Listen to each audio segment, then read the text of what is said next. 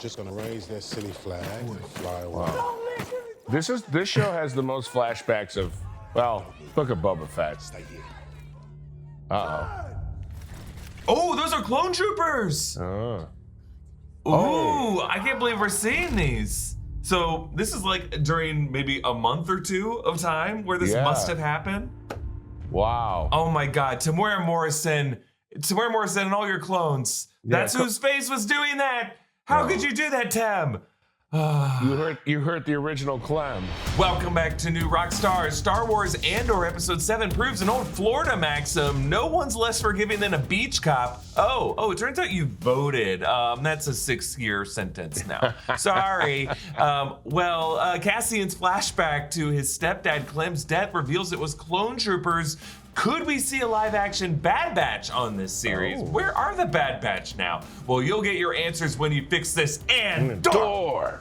This is Wookieeleaks, our weekly reaction to the latest in Star Wars and our Andor after show. I'm Eric Voss. My Easter egg breakdown of Andor Episode 7 is coming tomorrow, but right now I'm here with Tommy Bechtold. Eric, watching this episode, I could not wait to talk to you about it because it had a little bit of everything for us. Pawn shops, political intrigue at a party, being private and exclusionary at a party, pouty children, and of course, beach culture. This might be the first time we saw beach chairs in the Star Wars universe.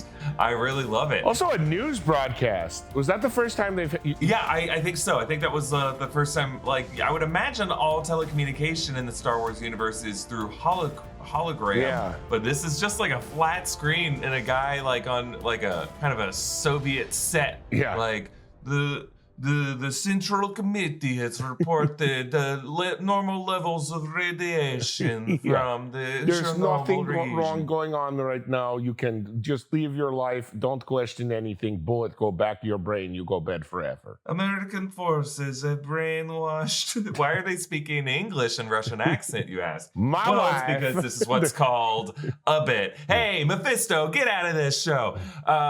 This episode is interesting. Let's break it down because, hey, we know these episodes come in 3-episode batches, so we're at the start of a new arc here. But unlike the past 2 arcs, I'm not really sure exactly where this one's going because a lot of things are happening at once, and they're all very interesting. So in this episode, just like checking with Cyril Karn, he takes it looks like a data entry job from Uncle Harlow to work at the Bureau of Standards. And yeah, this is the first time we see a TV news broadcast. Everyone's talking about Aldani. Everyone's freaked out about it. Looks like he's taken in a position about fuel impurity. Was that the department he works in? Yes. He's just happy to start from the ground floor. This clerical manager seemed to be pretty willing to expunge his record a little bit. Like he seemed to admire this bureaucratic go-to-itness that Cyril Karn is exhibiting here. And he joins this vast floor of cubicles, which many of us, even those of us who didn't see things like Terry Gilliam's Brazil, can relate to. We've all worked in jobs like this before, and you do feel like a face in the sea of people. Yes. Major Star Wars cameo, Wolf Yularen. We know this guy from A New Hope, where he was initially unnamed, but since then, on the animated series, Clone Wars, this guy showed up left and right. He's a very, very big deal to Star Wars. I'm very surprised to see him show up here. He gives this speech to the ISB. He tells them that the Emperor has approved, basically unleashing the ISB to crack down on everything. They're going to raise criminal sentencing. They're going to levy these taxes on any perceived to be pro-partisan sector. Dedra Miro privately worries this is playing right into the rebels' hands, which she's one of the smartest characters on this side of it because that is exactly what Luthen wants. I like how we see the extremists on both sides and there's these internal debates on both sides. She orders a search of all star systems for stolen equipment from naval bases. This pisses off Blevin, which also reveals that this attendant that she asked, and she said, hey, can you just keep this to yourself? He's like, yeah, sure. Hey, Blevin, this woman keeps asking for things and I don't know what to do about it. Blevin, big mistake here. He rats around in front of everyone. Big swing. You would think he'd be smarter than but maybe he's overconfident. Rats are out in front of Particats. And we find out that Partagatz drew the borders of all these Imperial sectors, which is interesting because she's calling into question the whole system. But Miro basically delivers Partagatz what he wanted, which is actual evidence to support her theory. And he sides with her, reassigns Morlana 1 to her. But he does warn her to watch her back. I think Partagatz is an interesting figure. This would have been more shocking of a turn from him if we didn't have YULAREN coming in, because YULAREN kind of gives a different level of authority that kind of puts Partagatz in his place. Yeah. A big episode for Mon Mothma. Mon Mothma visits Luthen, reveals that she didn't know the Aldani operation was happening, argues with Luthen over this decision to escalate the conflict, and Luthen just is still pretty giddy over all this and says that people suffering will have to be part of all this. Tommy, were you surprised that Mon Mothma didn't know this was happening? I'm very surprised. I guess with all of the differing imperial forces, their levels of concern and knowledge, I forgot that the rebellion also probably had different levels of intel and who knows what's going on. It just seemed from their first meeting that they were planning everything together. They were kind of co-conspirators. So it was very surprising to me. Also just interesting that Mon Mothma is part of the rebellion, but funding it, but hasn't really fully thought through the reality of what that funding would mean. And that terrorism, from a certain point of view, is definitely going to be part of this rebellion. And, you know, what they did, not terrorism. Like, she should meet Saw Gerrera. That guy is freaking crazy. They just robbed a lot of money, which is definitely a big step in escalation. Yeah. But like, yeah, I love how we learn that Luthen is playing some 3D chess here because, that is part of his plan. He doesn't really care so much about the money, which obviously is going to make a dent in a lot of ways. They're going to be able to apply that to certain benefits. But like, really, he just wants the overreaction from the Empire. He wants all the star systems to have like their kids get unfair sentences while they're having like a beach party. And they're like, what the hell is wrong with this system? Let's, join a rebellion. And it works. We see how it works because like, Marva over on Ferrix is like, hey, yeah, I can, I'm a retiree now. I can join a rebellion. I can do a little rebelling. Yeah. I in San Francisco, I walk through this area called the Panhandle, and like, maybe once a week, there's like a group of protesters who are just on the corner of the Panhandle. It's right by Golden Gate Park, who have these anti-war signs. And I'm so amazed by this group of people. I'm like, wow, there are so many things to protest right now, but you guys are still fighting the good fight from like the 70s. Because we are in freaking endless wars, and we are always fighting wars. And it's freaking crazy that like we're able to move on from it. Although I don't know if they're anti-war because they don't want us to intervene in Ukraine. Actually, I don't really know what their politics are now that I realize it. I haven't really stopped to talk to them that much. I just like how old they are. And they're so vicious about this one topic. I have no idea what I'm talking about. I'm just going to move on. But we follow Luthen's assistant Clea meeting with Vel Sartha, who cleans up nice, it turns out. And Clea tells her that she needs to hunt down Cassian Andor. She tells Vel his actual name. And they need to make sure that stolen trawler stays buried. Vel really wanted to see Luthen, which is interesting. I'm back to thinking that they might be father and daughter. There's some kind of history. There's a brief shot on Aldani proving that Cinta is still alive. She reacts to the arrival of an Imperial Star Destroyer. Mon Mothma hosts a dinner party where she enlists her childhood friend from Chandrilla, Tay Kolma, to head up a charity front for her to move money around. Tay is more outspoken in his anti-Imperial views and assumes Mon Mothma is pro-Empire, which tells us how successful she's been in her deception. But if I were to take Kolma in that party looking around, I don't think I would be so like, well, I'm not a fan of this fascist dictatorship. Unless I know you are. Unless he was simply playing his own spy games. Unless. We'll talk about that in a bit.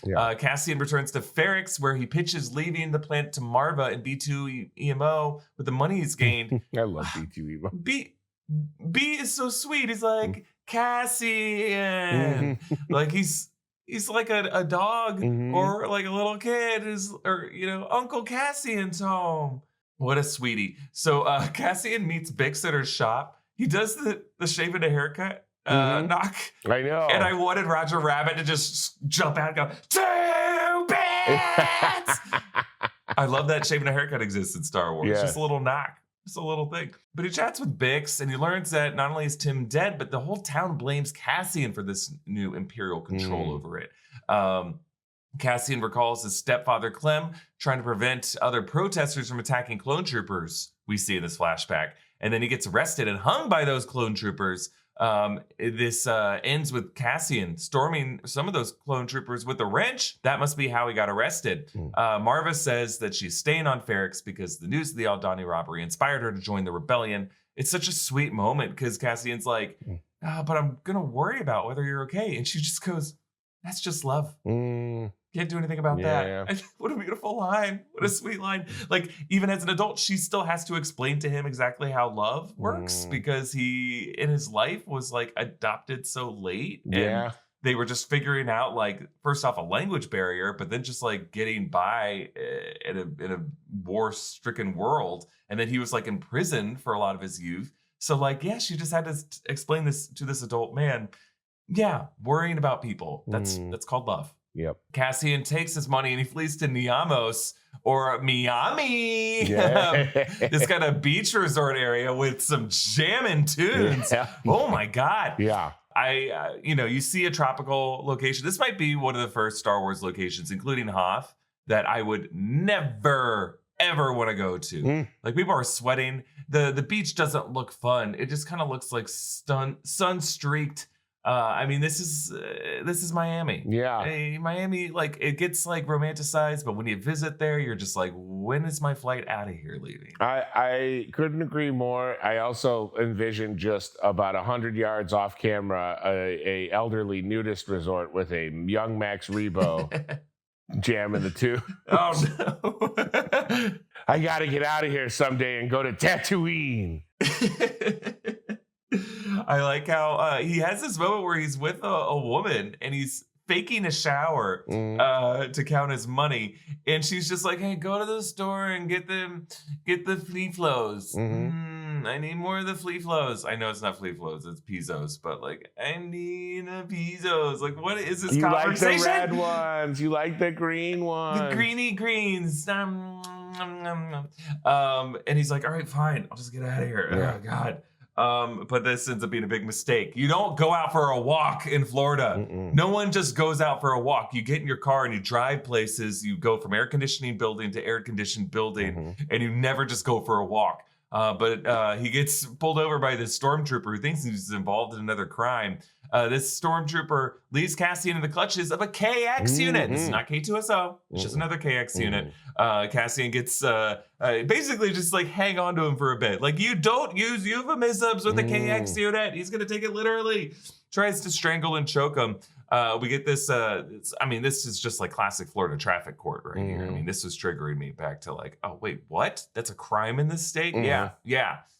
It's all a crime. We criminalize random things here. But there's a reason why we criminalize this, because one crazy Florida man moved here and then tried to do this, and we didn't realize that was an evil thing that could be done, and now we have to have a law for it. So yeah, sorry, you're not allowed to pet a raccoon because a Florida man once corrupted an army of raccoons. So Cassian gets sentenced not to 6 months, which I thought 6 months would have been an insane prison sentence, but to 6 years due to the Empire's new harsher criminal penalties for his anti-imperial acts. But I guess like any crime you could say is anti-imperial. That's the insanity of this. It's like, oh, you did this? Well, that shows disrespect to what the Empire is trying to do. So, 6 years. Let's just start with this question of the clone troopers in this episode.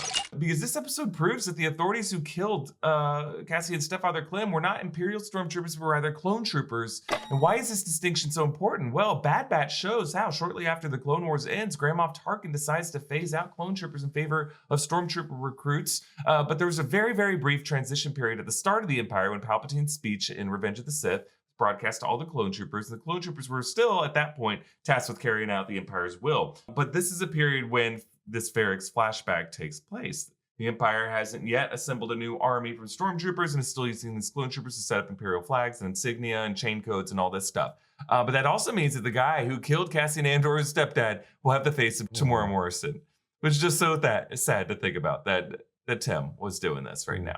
Because whenever we think of Tamora Morrison or anybody who looks like him, D. Bradley Baker, it's always like that we're still on the good side of the Clone Troopers. You know, our friends at Bad Batch and Rex and Echo and Fives and all these guys. And then our poor homeless Tamora Morrison, Obi-Wan Kenobi. Let's not forget about him. That's right. So it's sad to see one commit war crimes. But since Andor is flashing back to these early Empire days and is willing to include clone troopers at all, it just gives me hope that we might see or at least learn about the fate of the Bad Batch. Maybe see Tamora Morrison cameo as one of these characters somewhere this season. Now, I think what Andor has trained us not to be on like cameo watch, right. We got YULAREN show up here. But YULAREN is, he's not a B player. He's a very, very important figure to the Empire and to Star Wars. But like, he's not one that like all fans will be like giddy to be like, oh, yay! Darth Maul showed up! He's a specific kind of cameo. Do you think we'll learn about the Bad Batch's fate in this show? I just feel like the cameos we are getting from Tony Gilroy are visual cameos more than they are canonical characters coming back. So, like, you know, we get the KX robots. I feel like we might see a Wookiee or two. I just don't think he'll give us the Bad Batch because there's still too much to pack into the show, right? Like we only have 5 episodes left of this season. And it would have to be this season, right? Because then they're going to time jump, and then they would it may not make as much sense. So I don't know. What do you think? Yeah, I think we may get like signs of maybe when they meet Saw Gerrera's partisans, that we may find out that the Bad Batch ended up part of the rebellion and playing a very specific role that helped them out in the rebellion. I would hope, I think it'd be awesome if a member of Saw Gerrera's partisans is just one of the Bad Batch or a clone trooper. Yeah. Because if you say it's just one of the Bad Batch, we're gonna wonder where the others are. Right. But I think it'd be so cool if like there's a clone trooper, if there's like Rex, who's just part of his. Because he really does gather a random who's who of crazy freedom fighters. So I really hope that'd be like just the fact that they're willing to show us clone troopers, just because it's such a specific era of time to have clone troopers who are serving the Empire. Right. Like we're really only talking about like less than a year, I think, because Tarkin pretty quickly phased them out. Like season 1 of Bad Batch goes into that whole transition. But like, it's just interesting that clone troopers were, I mean, obviously they're part of War Crimes, they're part of Order 66. They did some pretty horrible stuff, but just the fact that like for this period they were setting up the roots of the Empire's control over these different regions. I find it interesting that the protester was like the Republic forever, because like we get that nod to how the Ferrix people are cut differently back in an earlier episode, but it was really referring to how they're just like blue collar people who just want to be left alone and do things their own way. So I like how there's one guy who just really, really liked this system of government that the Republic brought. He's like, I loved Queen Amidala. I loved her. Yeah. I loved when Senator Binks had that point of order and engaged in parliamentary procedure. I want to hear what the ET representatives does to cast a tie-breaking vote to break the supermajority. What's it called? I miss Master Yoda. What if we get a Yoda cameo? Yeah, I'm sure he'll come up next episode. But I'm really, really, really enjoying this episode and this whole. I mean, it's just taking its time, and I really like how complex this is getting for Mon Mothma. And I want to talk more about what's happening under Mon Mothma's roof, because I think things are going to get really ugly pretty quickly for her. But let's thank our friends Uncommon Goods for sponsoring this episode. Your loved ones are complex, beautiful mysteries, but Uncommon Goods knows exactly what they want. Whether you're shopping for mom, dad, teenagers, in-laws, or your best friends, Uncommon Goods makes it easy to find remarkable and truly original gifts for anyone. Uncommon Goods wants your holiday season to be stress-free, so check out their selection of thousands of items today. Here's a few of our favorite gifts that we found on their site. Tommy and his family have enjoyed decorating their house with the Fall Experience collection. That's right. Fall experiences galore in Bechtold Manor.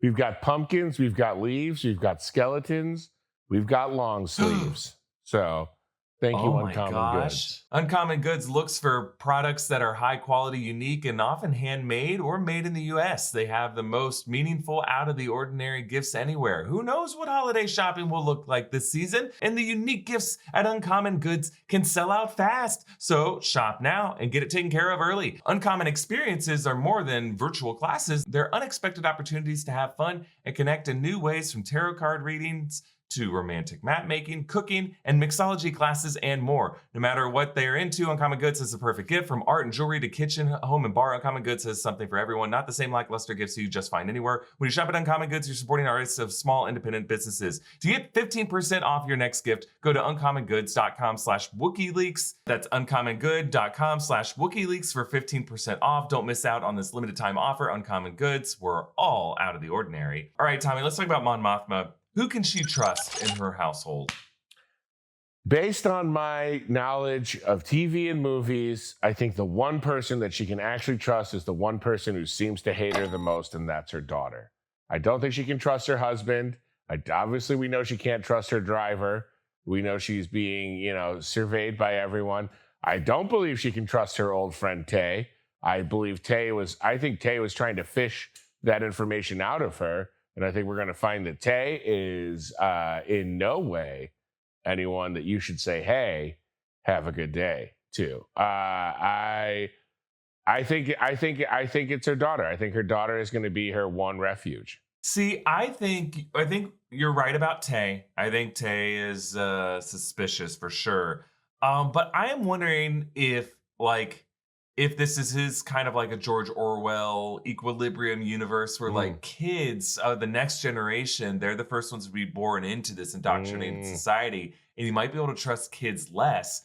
And because Perrin is so like hostile and passive aggressive with her, I wonder if there's just a sincerity there with Perrin. Perrin kind of knows what she's up to, and really he's just mad that she's not including him in it. Right. And he's like, the fact that our marriage has fallen apart, like I genuinely loved you at some point, and I see what you're doing, and like I understand why you feel like you have to leave me out of it, but like our politics are the same. Right. I could have helped you, but it's just our marriage sucks so much. I have no more love for you as a person. I for whatever reason, Perrin doesn't seem to be hiding his frustration with her. And I kind of feel like we can trust that from Perrin. Yeah. And I think we're going to see Mon Mothma feel a lot of regret. Like, I wish that I had done a better job as a spouse because I might have had an ally and a partner here. And I wonder if her daughter Leda is just going to be like, my mother is a liar. And she's going to be the one who like. Interesting. You can't trust the kids. We've got what we like to call a good old fashioned Wookieeleaks rift. Eric and I have gone in different directions in our predictions, and only one of us can be right.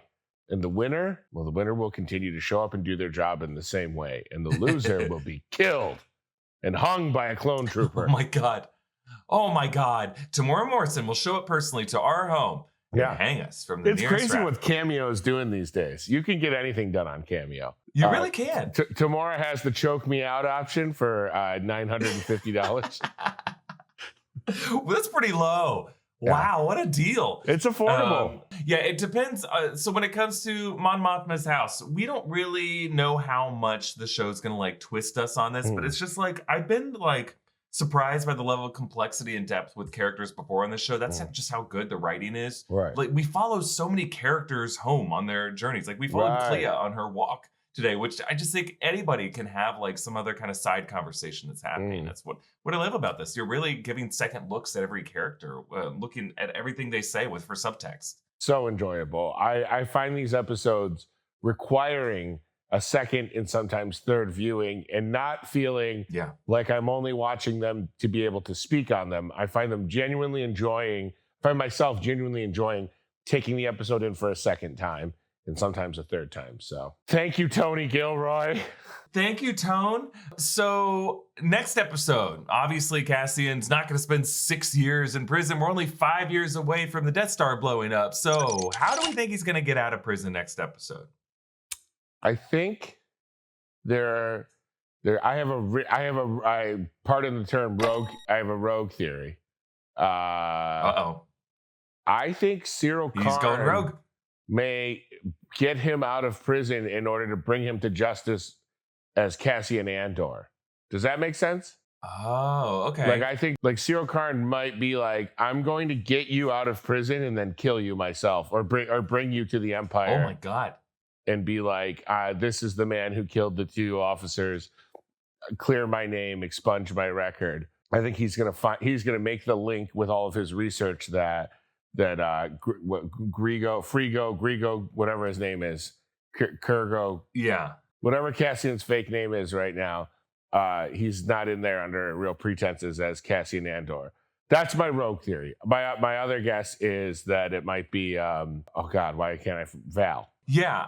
So I'm thinking, you bring up an interesting thought with Cyril Karn at the end. We stay focused on his eyes as he's going through all these numbers. It reminded me a lot of Severance as well, how you're just like looking at a screen of numbers and like who even knows what exactly your job is or what it's doing. But it seemed like it was implied that he might just like see some criminal record or maybe see a mugshot and recognize and be like, no, this is the same guy. This is the same guy. And then in that prisoner transfer, Cassian could, get loose. But yeah, the fact that Vel needs him dead, I have to wonder if like Vel's going to try to pull a Walter White thing and just get him executed behind bars or something like that. Or do you think she's going to disobey and not follow the order? Maybe she doesn't want him dead. Maybe she does feel like he saved her life from skiing, like in what he was going to do. Yeah, that's totally possible. She might have like an affection for him or see a use in him, but I also wonder like what prison he's going to be in. There are some shots of like at least a labor camp in the trailer where they're all wearing white and they're barefoot, and that might be where he's sentenced. And maybe there is like a prison break or something like that. Maybe there's like a rebel faction from within there. Maybe that's why they go to Saw Gerrera and they tell Saw Gerrera, all right, we just need this guy. You got to break him out of prison. Right. Like that, I think would be the most exciting version of this. I want to see Saw Gerrera blow open a prison. And Saw's like, there's not enough prisoners that I need. And they're like, well, there's this tentacled figure who's in solitary confinement named He's like, Bogalit? Tell us Bogalit, sir? I'm listening. That's why he can't breathe, is because he gets so excited about the Borgullet. He's so exasperated His and lungs excited. just came in on themselves. Man. Well, we will see. We'll see. I think the next few episodes might be a whole prison break arc. I'm very excited. We'll leave it there for this episode of Wookieeleaks. And again, my Easter egg breakdown is coming tomorrow. And Tommy and I will be back next Wednesday with our reaction to episode 8 of Andor. You can follow me at EA Voss, follow Tommy at Tommy Bechtold, follow New Rockstars, subscribe to Wookieeleaks wherever you get your podcasts. Thank you for watching, and we are spoken.